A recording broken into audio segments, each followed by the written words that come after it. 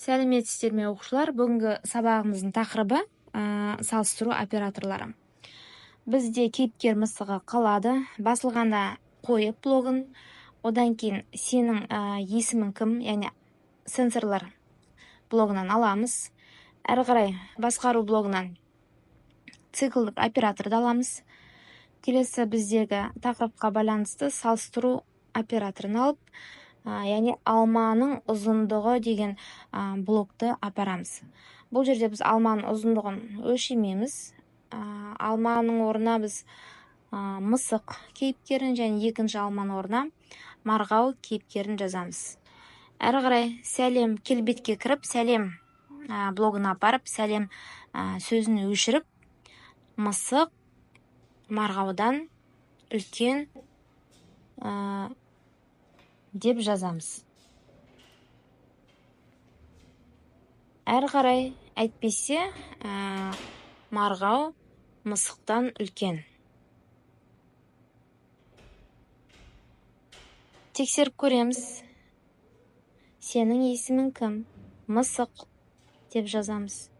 Марғау мысықтан үлкен. Оқушылар, неге осындай жауап шықты бізде?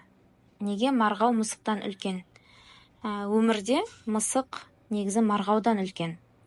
Ал программада марғау мысықтан үлкен болып тұр. Себебі бұл жерде мысық пен марғауды салыстырып тұрған жоқ, Scratch. Бұл жерде мысық пен марғау сөзінде әріп санын салыстырып тұр. Яғни мысықта бізде 5 әріп, ал марғау сөзінде 6 әріп. Сондықтан да біз екі кейіпкерді салыстырып тұрған жоқпыз. Тек қана жазу есімдерінің әріп сандарын. Келесі марғау мен мысықтың орнын ауыстырдық. Әрі қарай орын ауыстырғаннан кейін біз келбет бөлімінен нәтижені де ауыстырамыз.